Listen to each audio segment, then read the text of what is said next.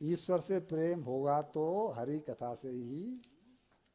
हरि कथा ईश्वर प्रेम की जननी है। जैसे बिना एक माँ के बालक पैदा नहीं हो सकता, वैसे ही बिना कथा श्रवण के ईश्वर से प्रेम नहीं हो सकता, नहीं हो सकता, नहीं हो सकता। आप चाहे कितने भी घोड़े खोल लो, मिस कितने भी उपाय। अब बताइए कि हमारी दृष्टि में वो 2 लाख रुपए की, 5 लाख की ज्यादा वैल्यू है या अपने कल्याण की? कल्याण कैसे होगा, ईश्वर प्रेम कैसे होगा? कितना काट प्रमाण दे दिया कि बिना बालक, बिना मां के जैसे बालक नहीं हो सकता, उसी तरह ईश्वर प्रेम बिना कथा के, सत्संग के नहीं हो सकता। और हम उसी से दूर भाग रहे हैं। हमने अपने लोटे को उल्टा कर दिया। मीन्स भगवान के हम विमुख हैं, भगवान के सम्मुख नहीं हैं। बरसात पड़े, भगवान कृपा करना भी चाहें, अरे सुनना रेनू सुनना, मैं तेरे ऊपर कृपा करना चाहता हूं, और रेनू ने मुंह कर रखा है उधर, तो भगवान कह रहे कि तुम पर कृपा करूं कैसे? अरे मेरी तरफ देखना।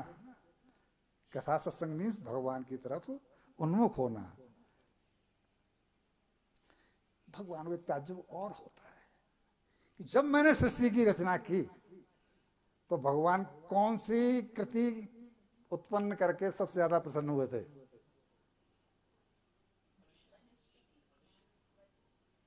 भगवान ने मनुष्य कृति, जब मनुष्य को बनाया तो कहा कि ये मेरी सर्वश्रेष्ठ कृति है, वो मेरी उत्कृष्ट कृति है। और जब भगवान की उत्कृष्ट कृति थप्पियां जोड़ जोड़ के और रोती है जब 4x6 के बेड पर हॉस्पिटल में, क्या किया मैंने पाया क्या? जब वो चिट्ठा लगाता है बूढ़ा 70 साल का, 80 साल का, अब तो मैं हॉस्पिटल में हूं, ये मेरे किस काम आ रही है जो मैंने सारा जीवन इसी में लगा दिया? भगवान ने मुझे सर्वश्रेष्ठ कृति कहा है, और भगवान जब देखते हैं कि ये हॉस्पिटल में माथे को पीट रहा है, तो कीड़े मकोड़ों की तरह से ये मर रहा है, तो भगवान का कलेजा फट जाता है। मैंने इसके लिए से जन्म दिया था, पाप करने के लिए, थप्पियां जोड़ने के लिए, न खाने जैसा खाने के लिए, न पीना जैसे पीने के लिए, न जैसे जीने सीढ़ी चढ़ने जैसी जगहों पर सीढ़ियां चढ़ने के लिए।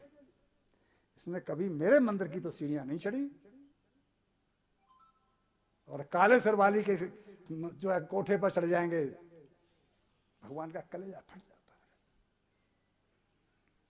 मेरी सर्वश्रेष्ठ कृति का ये हाल।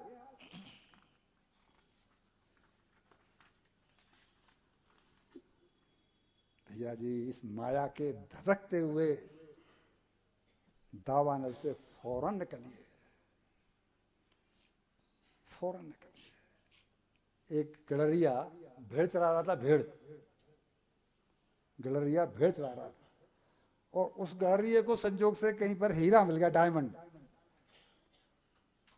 अब दुबई वाले तो डायमंड को जानते ही हैं।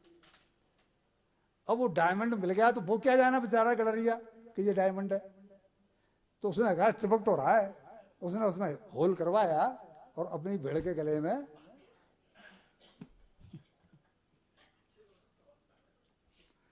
संजोग से वहां पर सुशील कुमार गुप्ता जैसा जौहरी, ये बड़े व्यापारी हैं, गोल्ड के भी, डायमंड के भी, सिल्वर के भी, हमारे एसके ज्वेलर्स, ये बड़े बड़े व्यापारी हैं आगरा के। तो वो वहां से निकल के जा रहा था लाला, तो उसने देखा कि हैं डायमंड इतना बड़ा और भेड़ के गले में। तो बोला क्यों भाई इसे बेचेगा, ये क्या है? बोला पत्थर है। ये क्या है?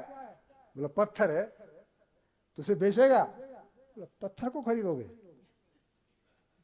तुम्हारा दिमाग खराब हो गया है, पत्थर को खरीदोगे?